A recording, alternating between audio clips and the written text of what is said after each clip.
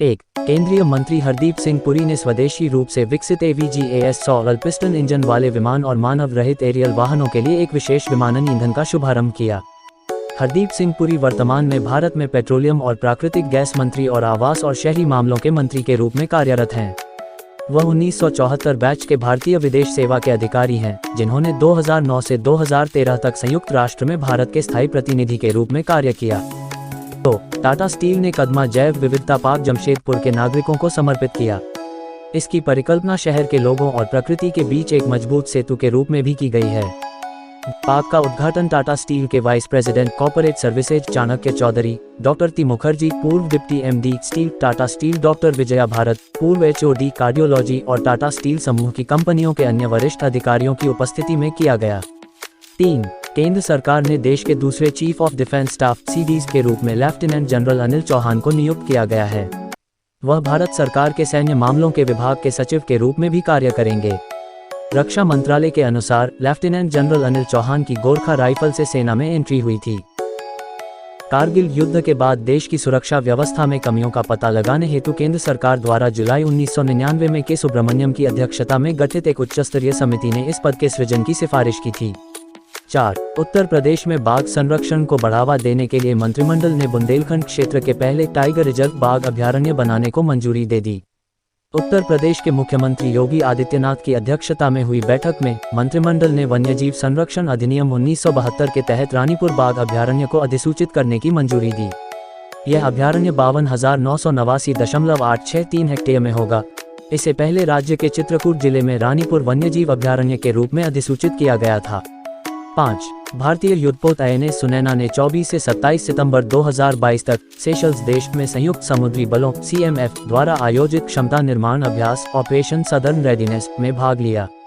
भारतीय नौसेना टीम के करीबी समर्थन से सेशल्स विशेष बलों के नेतृत्व में HMS मॉन्ट्रोज पर visit board search and seizure VBSS सैन्य अभियान पर एक लाइव प्रदर्शन भी आयोजित किया गया।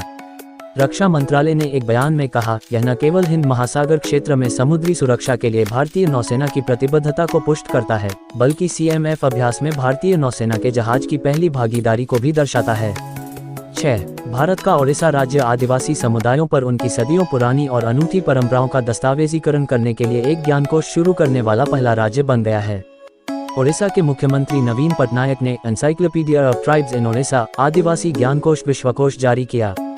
इस विश्वकोश के 5 खंड scheduled castes and scheduled tribes research and training institute SCSTRTI और ओडिशा राज्य जनजातीय संग्रहालय द्वारा प्रकाशित किए गए हैं। इसके अंतर्गत आदिवासी समुदायों के इतिहास और उनसे जुड़ी प्रमुख परंपराओं और कलाओं का एक अनूठा संग्रह तैयार किया गया है। 7. वरिष्ठ अधिकारी राजेंद्र कुमार को कर्मचारी राज्य बीमा निगम ESIC का महानिदेशक नियुक्त किया गया है। तमिलनाडु कैडर के 1992 बैच के IAS अधिकारी राजेंद्र कुमार वर्तमान में इलेक्ट्रॉनिक्स और सूचना प्रौद्योगिकी मंत्रालय में एक अतिरिक्त सचिव हैं। ESIC श्रम और रोजगार मंत्रालय के स्वामित्व वाली वैधानिक सामाजिक सुरक्षा संस्था है। 8.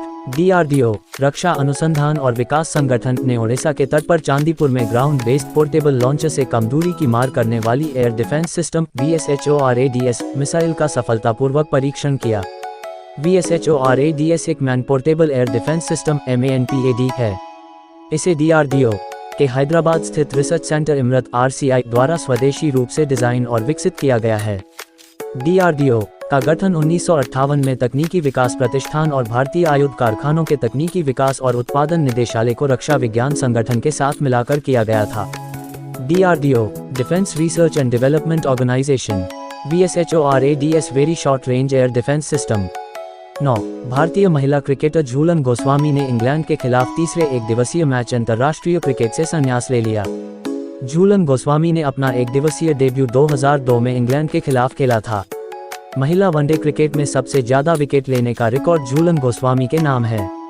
उन्होंने 2007 में ICC women's player of the year का पुरस्कार भी जीता।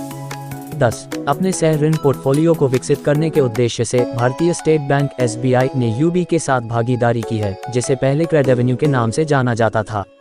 इस सहयोग के हिस्से के रूप में UB 3 संस्थाओं, गैर बैंकिंग वित्तीय कंपनियों NBFC, हाउसिंग फाइनेंस कंपनियों HFC और फिनटेक के मौजूदा पारिस्थितिक तंत्र के साथ साझेदारी में SBI की सहायता करेगा।